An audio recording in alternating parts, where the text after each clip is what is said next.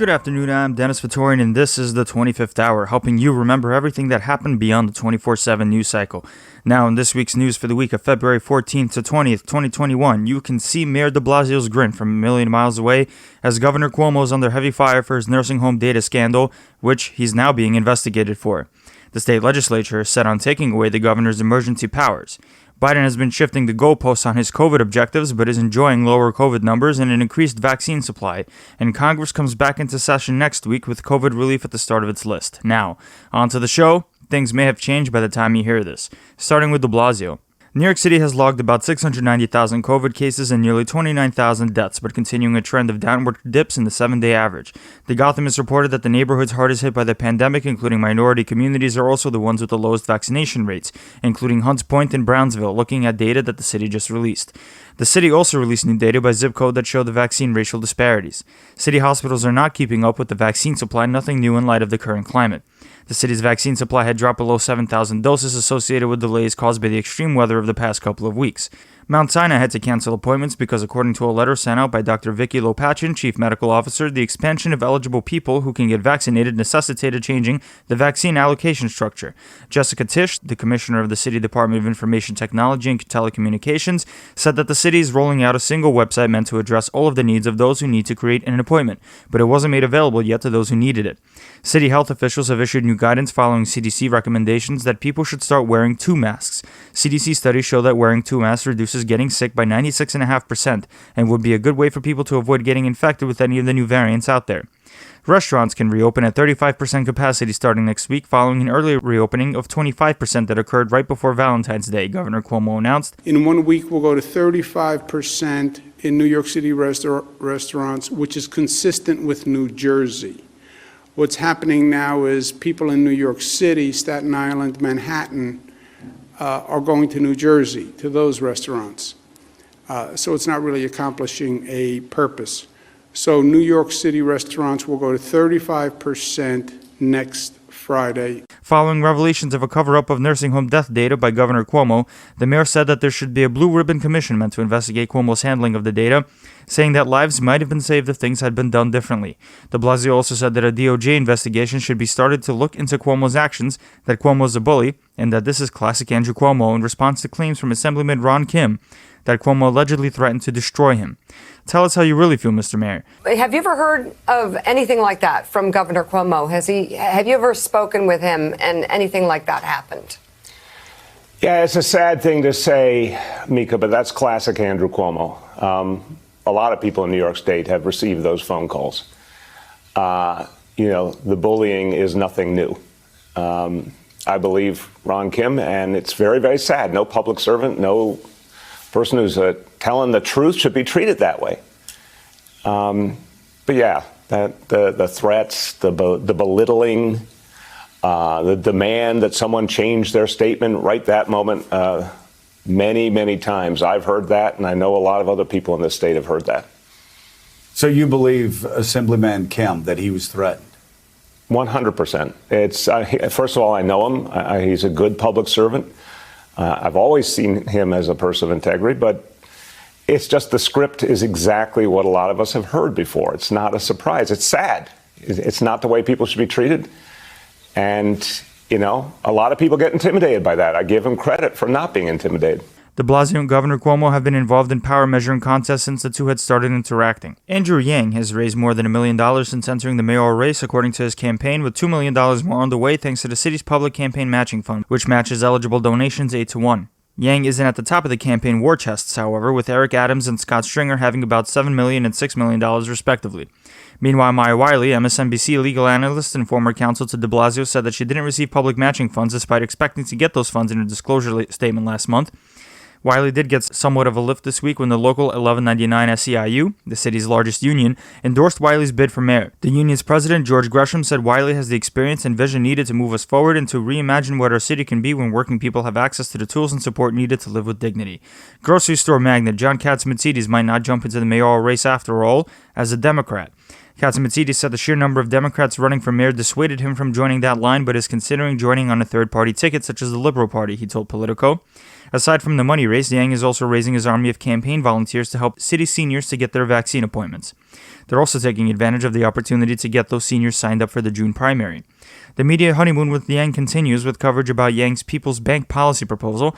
The People's Bank idea is supposed to bring basic banking services to households that lack bank accounts and provide small businesses with loans of $5,000 to $10,000. Yang has received criticism from one place, however, more specifically the Muslim Democratic Club of New York, for not appearing at the club's mayoral forum, citing Yang's affliction with COVID. Yang instead called into the Making Sense podcast with Sam Harris, who has a history of saying comments that offended the Muslim community. Yang has also doubled down on his defense of yeshiva education this week, being accused of playing down the issue of more than half of yeshivas not providing adequate secular education as the city's public schools. The mayoral candidate framed the issue as not interfering with religious education and parents' choice of where they want their children to go to school. It might be worth asking what de Blasio thinks of the current slate of candidates running to replace him. One thing is clear from a meeting he had with labor leaders, specifically District Council 37, the Hotel Trades Council, and 32BJ SEIU. He thinks that a so-called pro-business candidate would undo the progress he thinks he brought to the city. Speaking of pro-business candidates, Citigroup executive Ray McGuire rolled out his policy plank related to reforming police oversight, strengthening the Civilian Complaint Review Board, ending qualified immunity, and creating a new office called the Deputy Mayor for Public Safety. The New York Times provided a profile of the various groups that are raising millions of dollars to influence the mayoral race, with groups like the New York for Ray PAC, which supports Ray McGuire, the Our City Super PAC, supporting progressive candidates, and Madison Square Garden owner James Dolan's Coalition to Restore New York PAC. Possibly joining the race for New York City Comptroller, who handles the auditing of the city's financial programs and retirement investments, is Council Speaker Corey Johnson. Johnson recently dropped out of the mayor's race, citing his mental health. A majority of the Manhattan DA candidates pledged to sever ties from the tech company Palantir, which has been under fire for providing software to law enforcement agencies, including ICE, to assist with scouring social media to help with prosecutions and raids. The new staff union at the Public Advocate's Office gained recognition from the city's Office of Labor Relations Thursday, getting closer to negotiating their very first contract. The staff are represented by the Campaign Workers Guild. Meanwhile, the Queens Defenders Union and the Association of Legal Aid Attorneys UAW Local 2325, joined by Queens officials like council members Jimmy Van Bramer, Daniel Drum, and Brad Lander, as well as state lawmakers from Ron Kim to Michael Genaris, decried what's being called as retaliatory firing of two Queens defenders, Betsy Vasquez and Anna Avalone, as the rest of the staff voted to unionize. Vasquez and Avalone are outspoken advocates for unionization. The Queens Defenders denied that the firings occurred with anything to do with the unionization efforts. The Education Department said it's going to use evaluations in a lottery system for the gifted and talented admissions this year instead of a written test, which was shot down by the Educational Policy Panel last month. Families can express their interest in the program on March 8th, and then a child's pre-K program or school will conduct an evaluation that determines eligibility, and the lottery ultimately choosing the gifted and talented students. City Hall said that it's still going to rethink the overall program in the coming months. The publication The City reported on efforts to get students in juvenile detention connected to remote learning, just like every other student. Earlier, there was controversy about getting juvenile students heard through remote learning software, but now they're not being seen, literally. After 10 months of closing the subway from 1 to 5 a.m. for cleaning and disinfecting, the MTA is now changing its cleanup time to 2 to 4 a.m. starting February 22nd, Governor Cuomo announced. The governor pointed to lower COVID numbers as the reason why restrictions in cleaning needed to ease up. The MTA took a series of important votes this week, formally approving 7% toll increases on bridges and tunnels and voting to delay fare increases for the buses and subways. The MTA also wants to increase how much it spends on upgrades to the subway system to the tune of billions of dollars as the pandemic leads to relaxed regulations. The possibility of federal aid has given many MTA officials a breath of fresh air. The MTA also plans to take back a pay raise that was promised to transit workers hammered into a deal signed last year between the transit agency and the Transport Workers Union Local 100. Chief Financial Officer Bob Foran said it was because of a permanent wage freeze due to the pandemic that could last until 2024. Meanwhile, the city is moving forward with an electric scooter share program, running a pilot program in the East Bronx for at least a year to see whether e-scooter companies can deliver on their promise to bring commuters closer to subway and bus stops. But recent history with companies like Revel could bring caution to consumers. De Blasio announced that 500 officers were being sent to patrol the subways after a string of assaults, including stabbings in the trains. Although advocates are uneasy about sending more cops into the subway system, de Blasio also said that more can be done to address the handling of mental health cases, which are usually the ones that end up in assault. Very aggressive efforts are being undertaken by the NYPD. 500 more officers is going to make a huge difference. Even with a surge of officers in place around the city's subway system, 2 more random attacks happened Tuesday morning, one in Harlem, the other here on the platform of the A, C, and E line in Times Square. The city has launched a review into how a mentally ill homeless man slipped through the cracks of the mental health services offered by the city, which unfortunately led to the stabbing deaths of 2 strap hangers. Prosecutors in Queens have been tracking 78 city police officers whose credibility have been challenged in court. The issue gained more steam as police officers with checkered pasts have been allowed to testify, despite the prejudicial impact against criminal defendants, with the 2019 Gothamist WNYC investigation revealing that all 5 New York City DAs have lists of cops who've lied before in court. If you were wondering if the president of the Sergeants Benevolent Association was sorry about calling the former city health commissioner a bitch and then city councilman Richie Torres a first-class whore, nope, he's not. Sergeants Union head Ed Mullins declared he will never be silenced in a letter to members this week. The Civilian Complaint Review Board had recommended 3 charges against Mullins last week, 2 charges of offensive language and 1 for abuse of authority. Charges were dropped against Amy Cooper, the woman that called police on a black bird watcher in Central Park last year, making up claims of assault when it was caught on camera that Christian Cooper, unrelated, was minding his own business. Amy Cooper originally faced a misdemeanor of falsely reporting an incident in the 3rd degree, but upon completing 5 psychoeducation and therapy sessions, the Manhattan DA is no longer prosecuting her. The mayor is rejecting a city council proposal that would take away Commissioner Dermot Shea's authority to have the final say on disciplining officers. Chelsea Davis, who represented the mayor at a city council hearing on the legislation, also said de Blasio is rejecting a proposal to end qualified immunity in certain situations and giving the council the power to select a police commissioner. Queens leaders gathered together this week to protest the spike in hate crimes, particularly against Asians and Jews, with the latest incidents including assaults against Asian individuals and a swastika seen graffitied on the Regal Park Jewish Center. Queens Borough President Donovan Richards, along with other leaders, spoke at the protest. A new NYPD crime report showed that attacks against Asian Americans were 10% of the overall hate crime statistics in the whole city, and the number of incidents increased by 800% since last year. Moving on to the City Council. Since the last special election earlier this month wasn't a good presentation of the ranked choice voting system because of a 60% victory by the top candidate, election watchers are keeping their eyes on the next race happening this month to replace Donovan Richards, who went on to become Queens Borough President. The election happening on February 23rd already entered its early voting phase, but with low turnout so far and no obvious frontrunner, predictions indicate New Yorkers will see their first test of the ranked choice system. The chair of the committee that reviewed legislation that would give the council veto power over who the mayor chooses to be the new police commissioner criticized the current one, Dermot Shea, for not showing up at the hearing that would involve his successor and his officers. Councilwoman Adrienne Adams, chairing the Public Safety Committee, was upset that Shea continued to snub the committee, not showing up for prior hearings on police brutality or BLM protests. Other legislation is on the table regarding reforming school policing, with advocates saying that heavy-handed policing lands children in juvenile jail and then later sending them to prison in what's called the school-to-prison pipeline. The news follows the heels of an announcement that 475 more safety agents are being hired at the cost of $20 million, even though the rest of the city is under a pandemic hiring freeze. City Councilman Mark Gionai has told City and State that he doesn't plan on running for re-election, vacating yet another city council seat at the end of the year. Brooklyn Councilman Robert Corneghi Jr., who is running for Brooklyn Borough President replacing Eric Adams, is the subject of a complaint by a former staffer alleging that Corneghi improperly used the city council seat to give him a leg up in the Brooklyn Borough President race, specifically that Corneghi asked his staff to volunteer on his campaign for free and solicited donations from them. The staffer that spurred investigations into disgraced former city councilman Andy King has settled her claims with the city. Antonia Ava Frampton Shillingford sued the city with claims that King belittled her health problems and forced her to work, and then forced Frampton Shillingford to take 3 months of unpaid leave against her will. Councilman Matthew Eugene is also in the hot seat for steering discretionary funds to Jewish nonprofit groups outside of his own district, ignoring the Caribbean American groups inside his district. The Haitian Times reported that this fiscal year, Eugene has given $946,552 to groups outside of District 40, compared to about $298,600 to organizations inside his district, according to a New York City Council expense funding database. Haitian and Caribbean organizations inside his and nearby districts received $82,000 in total from Eugene. Moving on to Cuomo. The state has logged about 1.6 million COVID cases and just over 46,000 deaths. The FBI and the acting U.S. Attorney in Brooklyn, Seth Ducharme, has opened a preliminary probe into how Cuomo handled the nursing home deaths during the pandemic. The nursing home data that Cuomo was withholding from the feds and the state legislature was sought by the same Brooklyn USA's office investigating Cuomo now. And even though Cuomo's office did send the feds data, he didn't budge on giving the data to state lawmakers until 6 months later. Cuomo held an extended briefing this week to explain his current nursing home COVID number scandal. In the beginning of the pandemic, a health department memo sent nursing home residents to hospitals, and while the memo was rescinded, the residents that died in the hospitals of COVID weren't counted in the official death count of nursing home residents. After being asked for data on those deaths, Cuomo's administration hid the numbers and countered that political opponents are trying to just capitalize on the pandemic. The New York Attorney General Letitia James released a report that showed Cuomo's administration hid the figures from the public, and Cuomo's secretary Melissa DeRosa admitted in a call with state Democratic lawmakers that the administration covered up the numbers so that the Trump administration wouldn't use the numbers against them. Biden's press secretary Jen Psaki said this week that Cuomo and Biden met last week, but somehow the nursing home death count wasn't brought up.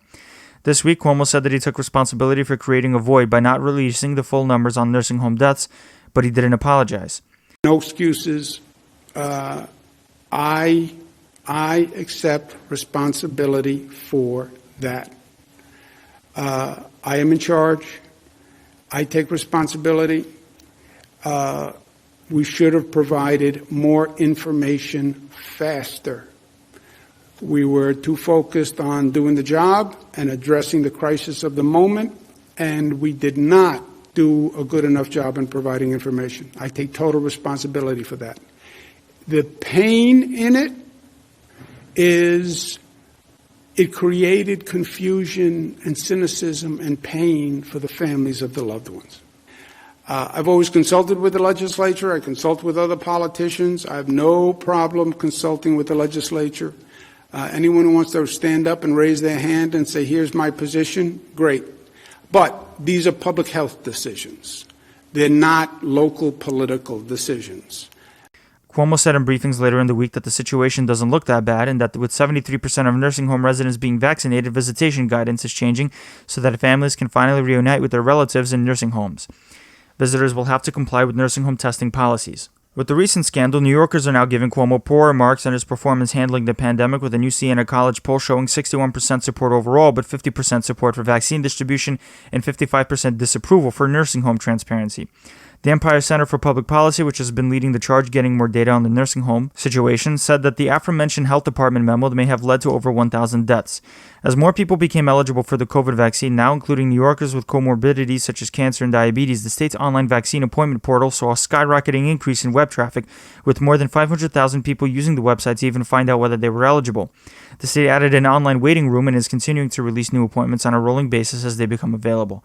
Links to the appointments website on social media inadvertently allowed people to cut the line, though, bypassing an eligibility checkpoint that would keep people waiting for a long time trying to get a date for a vaccination. The State Department of Health quickly fixed the issue after USA Today asked for comment on the issue, but not before 830 people got appointments. Cuomo updated state regulations at his press briefings this week, announcing reopenings of amusement parks by the end of the month and telling overnight summer camps to anticipate reopening by June as long as testing is in place. Cuomo said that he was going to go the route of progressives in terms of passing legal marijuana, using the tax revenue to help with placing jobs, and assisting with mental health and housing services, helping communities hardest hit by the war on drugs. Progressive groups are skeptical, however, not the usual partners of a Cuomo administration. A lot of entities have been sued by New York's Attorney General Letitia James, but one has been shown some kind of mercy. It's New York City.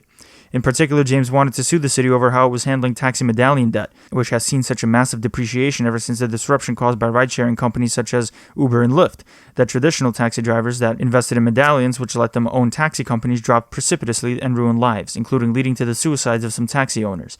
Ever since James made the threat to sue the city last year, she ended up taking an offer that allowed the city to write down the value of the medallions to $125,000 in order for borrowers to catch up with any payments they have to make to pay off their loans. The Nassau Police Union and the county proper continued their discussions to extend the police union's contract on Friday.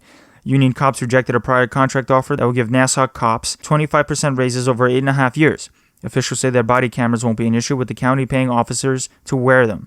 The aforementioned deal that was rejected would have paid officers $3,000 annually for wearing cameras. Moving on to Albany and starting with the Assembly. Adding on to Cuomo's troubles, Assemblyman Ron Kim from Queens said that Cuomo threatened and intimidated him if Kim didn't lay off the nursing home death data. Specifically, Cuomo told Kim in a phone call following Kim's comments to the media that Cuomo was dodging having any incriminating evidence related to the nursing home death data. Cuomo asked Kim if Kim was an honorable man and threatened to ruin Kim's reputation.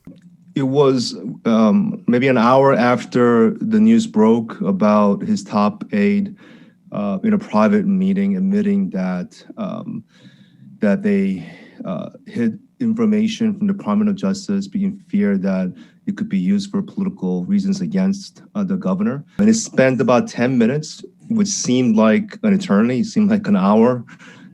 just berating me and letting me know that he can do, I haven't seen his anger. I haven't seen his ability to pretty much destroy my political career. And he scared the hell out of my wife.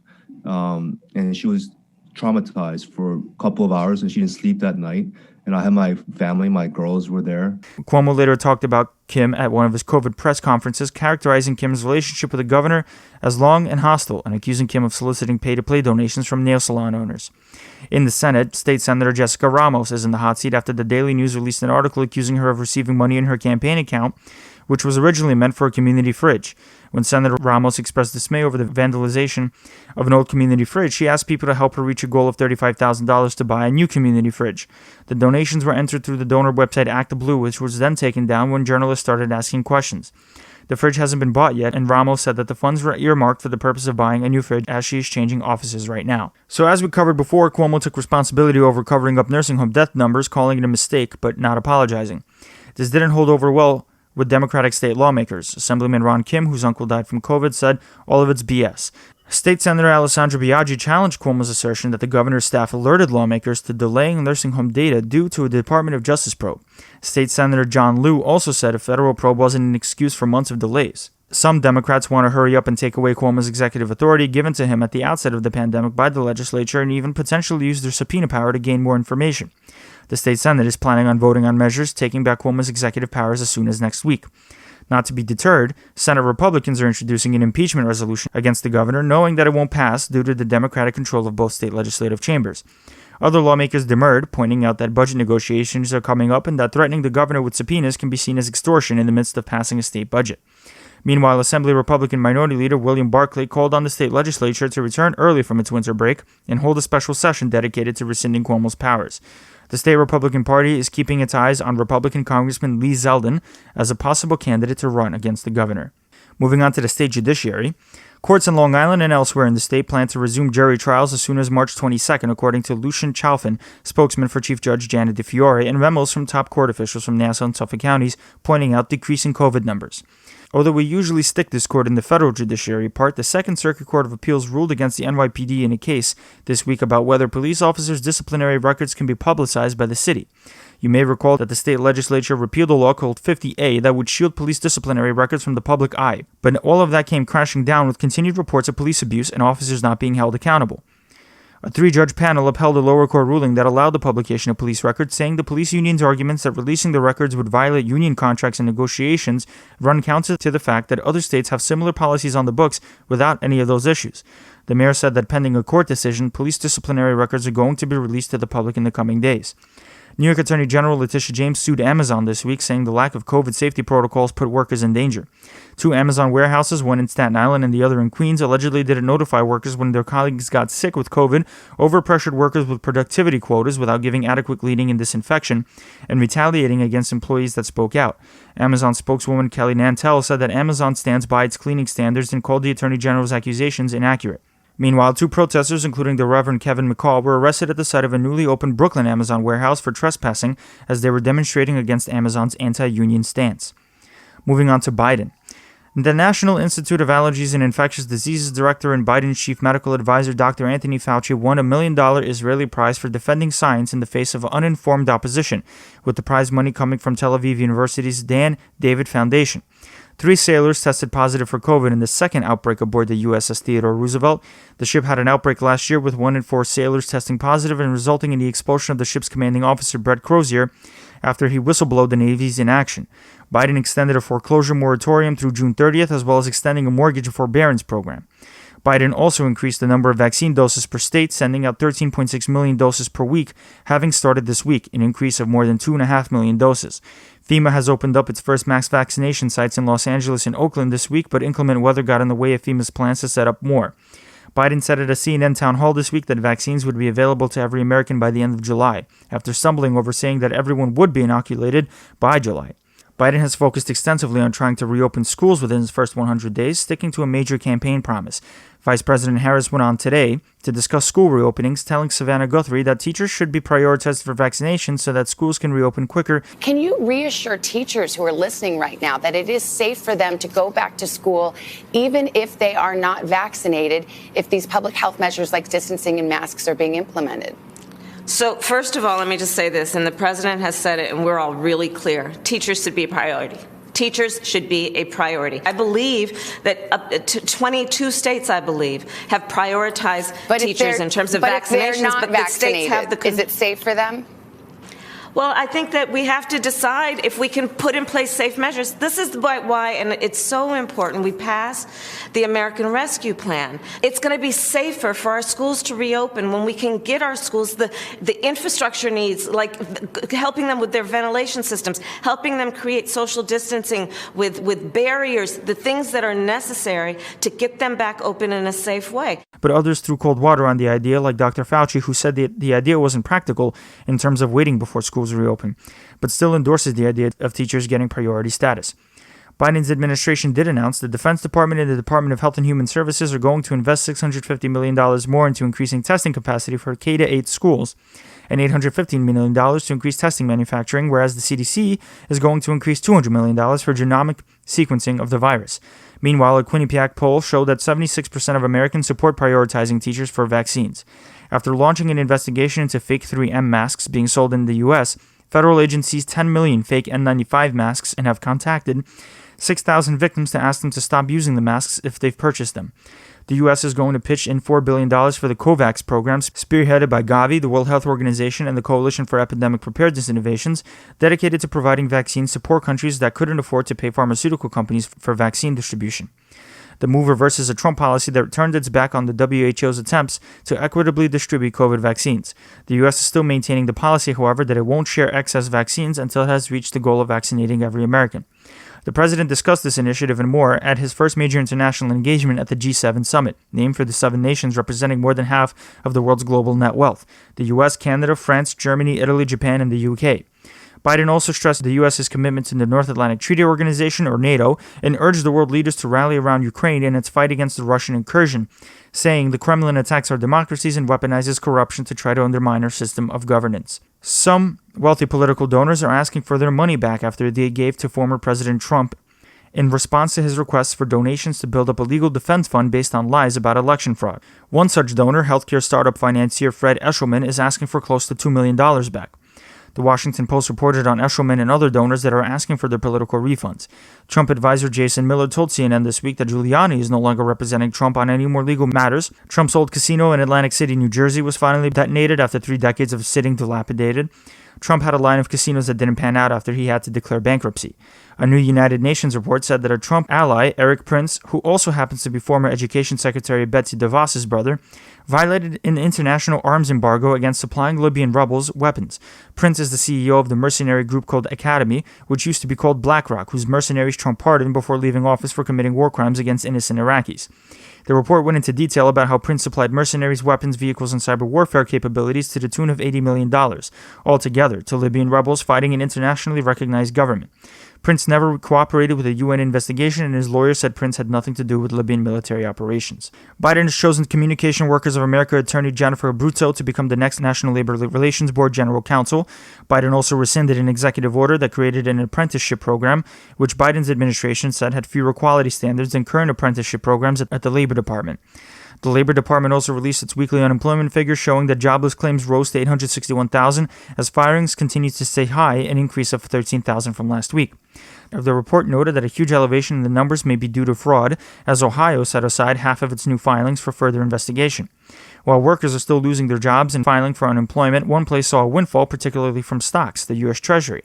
Capital gains taxes placed on stock trades have landed the Treasury $1 trillion. Biden privately told governors and mayors that a minimum wage hike isn't likely to pass in the near term, according to 2 people familiar with the conversation, with the president telling the bipartisan group, "I really want this in there, but it just doesn't look like we can do it because of reconciliation, and I'm not going to give up, but right now we have to prepare for this not making it." Biden released a text of his immigration bill along with fellow Democrats this week, calling it the U.S. Citizenship Act of 2021, which would create an 8-year pathway to citizenship for 11 million undocumented immigrants, expand the refugee resettlement program, and authorize more technology at the U.S.-Mexico border. The administration has also sent out an internal memo urging staff not to use the word alien or illegal immigrant when discussing and passing immigration policy. Meanwhile, the number of families crossing over the U.S.-Mexico border into the U.S. has rose to pre-COVID levels, with the Border Patrol reporting 7,260 arrests compared to 4,500 in December. Comparable numbers of arrests happened last time in December of 2019. This week marked the third anniversary of the tragic Parkland, Florida school shooting that killed 17 students and teachers. The Biden administration commemorated the solemn occasion by calling on Congress to ban assault weapons and pass other gun control measures such as eliminating legal immunity from gun manufacturers. After Biden killed a permit for the Keystone XL oil pipeline, delivering crude oil from Canada to the Texas Gulf, the president is now looking into the Nord Stream 2 pipeline, which is the international pipeline delivering gas to Germany from Russia. The pipeline has been used as a cudgel to mess with the relations of European nations with the U.S. because of Russia's involvement. The U.S. formally re-entered the Paris Climate Accords as Biden promised on the campaign trail.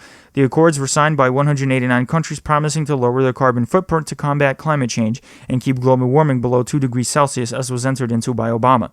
Trump reversed the country's stance on the accords, blaming other countries like China for not holding up their end of the accords, and took the U.S. out of the agreement. At a CNN town hall this week, Biden said, after looking into the issue, he couldn't support efforts to forgive $50,000 in student loans for people without Congress getting involved, rebuffing a measure supported by Chuck Schumer, Elizabeth Warren, and Representative Ayanna Pressley that called for executive action on the student loan relief.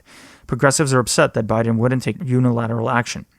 Biden is also meeting with labor union leaders who are trying to get infrastructure spending off the ground, sitting down with President of North America's Building Trades Union, Sean McGarvey, and AFL-CIO President Richard Trumka, among others.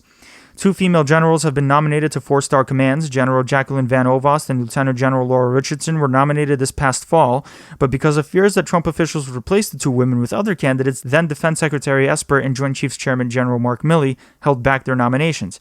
Van Ovost and Richardson's nominations are expected to go through the process within the coming weeks. The Associated Press released an investigation that looked into how executioners characterized the death penalty cases in the last few months of the Trump presidency. Inmates that received lethal injections were, quote, falling asleep, with their final breaths called snores. The descriptions put in legal filings are at odds with how the executions actually went, which the Associated Press observed. The NASA rover Perseverance has touched down on Mars, completing a 300 million-mile trip lasting months. Touchdown confirmed. Perseverance safely on the surface of Mars, ready to begin seeking the signs of past life.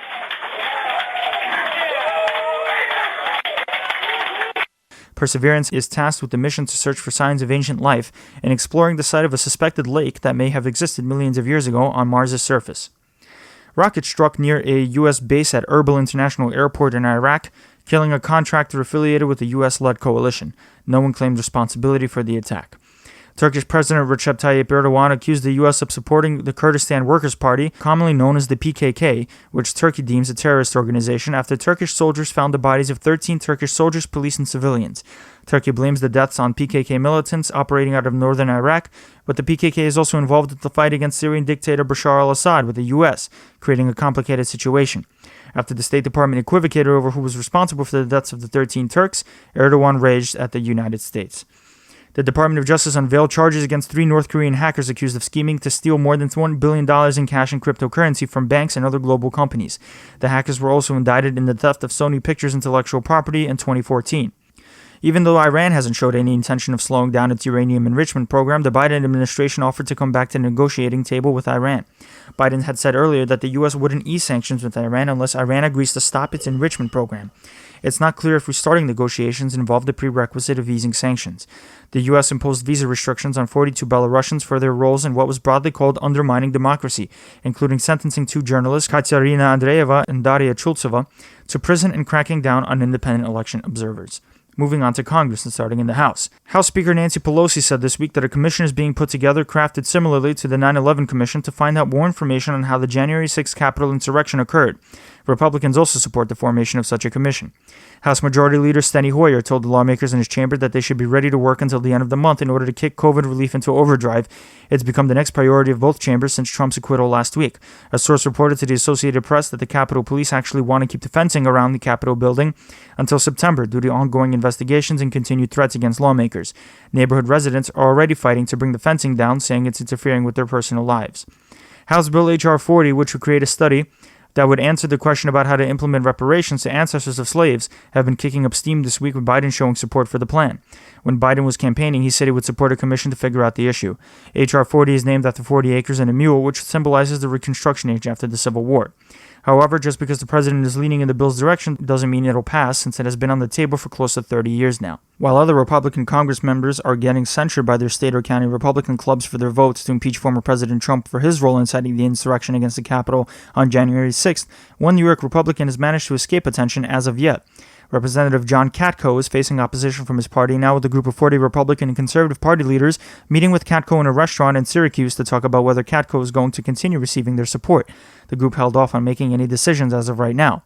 The House Financial Services Committee held hearings this week on the Robinhood GameStop fiasco that happened this past month, wherein a bunch of day traders spurred on by the subreddit Wall Street Bets bought up massive amounts of GameStop stock, skyrocketing the value of the fledgling video game retailer as a form of protest against hedge funds that were betting on GameStop's demise. The trading was so volatile that the startup trading app Robinhood temporarily prohibited trading GameStop stock, as well as other stocks being the subject of volatile trading, ostensibly because Robinhood wouldn't have enough capital to support the high-volume stock trades, but day traders accused the app of protecting the hedge funds that were losing millions of dollars. Lawmakers tried needling at Robinhood for its decisions during the stock craze, with CEO Vlad Tenev denying accusations of manipulation. While the Democrats on the committee are calling for regulations and laws to improve market speculation, Republicans say that the system worked as intended. In the Senate, 6 out of the 7 senators that voted to convict Trump have faced censures or threats of censures by their state Republican parties back home. Republican Senators Burr, Cassidy, Collins, Murkowski, Romney, Sass, and Toomey all voted to convict Trump, but only Murkowski doesn't have to worry about a censure threat due to the nature of the ranked choice voting system set up in Maine. One unlucky particular Senate Minority Leader, Mitch McConnell, is receiving the wrath of one particular former president, after McConnell went on a rant about how Trump's responsible for the Capitol insurrection after voting to acquit Trump of being responsible for the Capitol insurrection. Trump released a statement through the Save America PAC, calling McConnell a dour, sullen, and unsmiling political hack and vowing to support any Republican primary challenger going against McConnell or against those who voted for his impeachment/conviction. While Pelosi called for a commission to investigate the Capitol insurrection, the Senate Homeland Security and Governmental Affairs and Rules and Administration Committees have scheduled a joint committee hearing looking into the security failures of January 6th. Witnesses include the chief of the D.C. Metro Police, the former Senate and House Sergeants at Arms, and the former Capitol Police Chief. After being defeated by freshman Democratic Senator John Ossoff, former Georgia Republican Senator David Perdue is leaning toward a rematch, but this time against the Reverend Raphael Warnock, according to 2 advisors. Perdue had filed a statement of candidacy with the Federal Election Commission. Before Trump was president, whenever a judicial nominee was chosen to advance into a federal judgeship, the senator from the same state as the nominee had a privilege called a blue slip that would effectively allow them to veto the nomination. After Trump became president, Mitch McConnell got rid of the tradition in order to fill up as many seats with Republican nominees as fast as possible. With some questioning as to whether Democrats would have reinstated the tradition, incoming Senate Judiciary Committee Chairman Democratic Senator Dick Durbin said, "Don't count on it." Biden's cabinet nominees have so far been largely cleared with smooth sailing from the Senate, who constitutionally has to weigh in on the appointments, but one nominee has been facing hard pushback, and she might have had her nomination killed where the certain Democrats announced opposition. Moderate Democratic Senator Joe Manchin from West Virginia, who has seen a large influx of power ever since the Senate split 50-50 from the last election, announced his opposition to Neera Tanden's nomination to be the next director of the Office of Management and Budget. Tanden has no fans from the Republican side of the aisle for her earlier tweets castigating Republicans in a harsh light, and it was enough for Manchin to oppose her. Manchin pointed to Tanden's tweets against Bernie Sanders as one of the reasons why he isn't going to vote for her, saying there needs to be a more unifying candidate. Biden said he isn't going to pull Tanden's nomination, further saying that he'll find the votes necessary. The knives were out for Texas Senator Ted Cruz when he was caught in social media pictures boarding a flight to Cancun with his family while his home state was suffering from sweeping power outages that shut off heat and electricity throughout the state in the middle of a winter storm. It took a while for Cruz or his staff to get back to requests asking if he had in fact left, but on Thursday, Cruz admitted he left for Cancun because his daughters and their friends were asking to go on a trip, and that he was returning right away.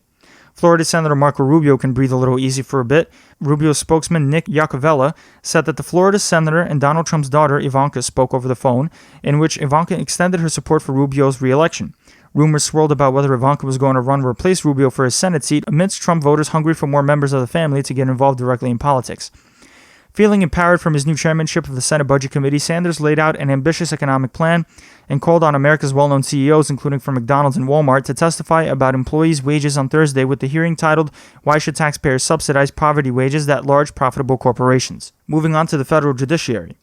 Federal Judge Esther Salas, who was targeted by a gunman who killed her son and wounded her husband, divulged to CBS News that the gunman was also trying to go after Supreme Court Justice Sonia Sotomayor. The gunman had a dossier and a locker on the Supreme Court justice. The Supreme Court has been asked to review a couple of cases this past week. A Virginia school board asked the High Court to review a transgender policy that made students use the bathroom associated with their biological sex. Lower courts have ruled against the policy already. The Supreme Court was also asked to decide the question of whether racial slurs constitutes illegal discrimination in a case about a hospital employee who was fired in 2016 claiming discrimination related to black hospital workers at Parkland Memorial Hospital being treated worse than other peers, as well as pointing out that the N-word was scratched into one of the elevators, creating a hostile work environment. Adding to Trump's list of lawsuits post-presidency, the NAACP sued Trump in D.C. District Federal Court on behalf of Democratic Congressman Benny Thompson, accusing Trump of being responsible for inciting the insurrection against the Capitol on January 6th, leading to the deaths of 5 people. The lawsuit also names Rudy Giuliani, the right extremist group The Oath Keepers, and Proud Boys. Federal Judge T.S. Ellis III from the Eastern District of Virginia allowed the parents of Harry Dunn file a wrongful death lawsuit against the wife of a U.S. diplomat, Anne Sakulis, who drove the car that hit and killed Dunn in the UK. Mrs. Sakulis had admitted to driving on the wrong side of the road in the UK when she hit and killed 19-year-old Dunn. Dunn's parents filed the case in the U.S., and Mrs. Sakulis tried dismissing the case, telling the court that the suit should be pursued in the UK. But Judge Ellis said that the need for Sakulis to testify defeats the logic of moving the case to the UK. Another hearing is set for March 3rd. A fundraiser described as a mercenary donor is finally getting sentenced following a conviction for violating campaign finance law. Imad Zuberi appeared at the district court in Los Angeles to receive a sentence after he pled guilty to tax evasion, campaign finance violations, and failing to register as a foreign agent for doing work for Ukrainian businessman Dmitry Firtash. Manhattan Federal Judge Catherine Polk-Failla ruled that the city's COVID prevention measures on Rikers Island are in fact adequate after advocates sued on behalf of their clients claiming the city isn't doing enough to prevent Rikers inmates from getting sick, like not being able to prevent overcrowding, whereas the court ruled that jail officials responded with pandemic measures with the right amount of planning. The case isn't over, however, with Judge Failla predicting the jury trial will be long as advocates continue to gather evidence of the speed with which jail officials put COVID protocols in place. Finally, in national news, the U.S. has logged 28 million COVID cases to date and about 496,000 deaths. The World Health Organization approved the emergency use of the AstraZeneca-Oxford vaccine. An Israeli study shows that the Pfizer vaccine cuts COVID infections with symptoms present by 94%, an encouraging sign for the U.S. where the vaccine has been circulating for weeks. There's a problem with how effective the vaccines are against the South African variant, however, as a report in the New England Journal of Medicine showed the vaccines aren't showing clear data as to whether the South African variant is effectively combated against. A Wall Street Journal report revealed that executives at Pfizer, Moderna, and other vaccine manufacturers sold about $500 million of stock last year, cashing in with near certainty that producing vaccines would increase the value of their company's stock for their shareholders. Life expectancy has dropped in the U.S. since the pandemic hit, according to the CDC, dropping a full year. The average life expectancy in the U.S. was 78.8 years and is now 77.8. Black Americans had their life expectancy drop by 2 years. Pfizer announced that it will begin studying the effect of the vaccine on pregnant women in clinical trials resembling the first trial of its kind in the U.S. 4,000 pregnant women will volunteer for the trials. Data from the Sheba Medical Center in Israel found that Pfizer's vaccine is 85% effective in preventing symptoms up to a month after one dose and can be stored in normal freezers. Pfizer said that it's asking the FDA for clearance to change its storage guidance as they currently say sophisticated freezers are necessary to transport vaccines. The National Collegiate Athletics Association, after waffling between welcoming fans to basketball games to not having games at all, finally decided that they're going to welcome fans to tournaments after all, planning for 25% capacity in most stadiums. The first test of NCAA's decision will begin with the women's basketball tournament starting on March 21st. A bill introduced in the Nevada State Assembly aims to get rid of the state's presidential caucus. Caucuses, unlike primaries, historically group people physically together to count up support for a candidate and can be chaotic and unreliable. Instead, Nevada would change to a primary system that most states use now. The central and southern U.S. was hit by a cold snap earlier in the week, putting 150 million Americans under winter advisories affecting 25 states. Texas took it particularly hard when 3.8 million Texans lost power, as the state's independent power system didn't have enough power to warm so many people's homes. At least 21 deaths have been tied to the extreme winter weather. To make matters worse, a tornado started in North Carolina in the midst of the storm, killing at least 3 people. President Biden authorized FEMA to give generators and other emergency supplies to Texas and other states that got hit by the extreme weather. Homeland Security Advisor Liz Sherwood Randall said that Texas, Oklahoma, and Louisiana are subject to disaster emergency declarations, unlocking federal funds for assistance. Texas Governor Greg Abbott and other Republican officials misleadingly blamed the emergency crisis on renewable energy, when it only in fact makes up a fraction of the state's energy profile, and a dangerous unpreparedness along with a deregulated independent power system was more to blame objectively. After days without power, more and more people had their power restored, but now millions of Texans are still waiting on their water and gas to be cleared, as most of them have to boil water in order to get by. Protests took place in 15 cities this week to advocate for the passage of a $15 minimum wage. Workers from McDonald's to Burger King to Wendy's to healthcare workers and nursing home workers, amongst other places, protested in cities in 6 states, continuing the fight for 15 protests going on since 2012. The federal minimum wage is currently $7.25, and Democrats in Congress are trying to pass an increase in the minimum wage. The South Carolina House Chamber passed a bill banning almost all abortions with the exception of pregnancies resulting from rape or incest, or if the mother's life is in danger. The bill makes doctors check for fetal heartbeats, and if one is found, an abortion is off the table. Planned Parenthood sued to stop the bill, as it is set for South Carolina Governor McMaster's signature. The shock jockey that amassed an audience of millions spreading bigoted lies has died this week at 70. Rush Limbaugh, who was awarded the Presidential Medal of Freedom by President Trump in January of last year, succumbed from complications due to lung cancer. Limbaugh's radio show defined an era of partisan radio that, although advanced conservative ideas, also delved into the world of conspiracies as well as demeaning comments based on race, sex, and sexual orientation. Trump broke his media silence by calling into a Fox show to warn Limbaugh, where he called Limbaugh a decent guy and defended his lies about election fraud. That's it for this week's show on the 25th hour, helping you beat the 24/7 news cycle every Sunday afternoon. I ask that you please rate, subscribe, and share this podcast to your friends, and don't forget to become a patron today at patreon.com/the25th-hour-news. Also, don't forget to check out our interview releasing this weekend with Professor Rebecca Roifer from New York Law School, talking about Trump's acquittal of his impeachment charges and what that means for the future of our country going forward. As always, you can email your tips and suggestions at the25thhournews@gmail.com. Follow us on most of your social media platforms and spread New York City's soon-to-be top-rated political podcast.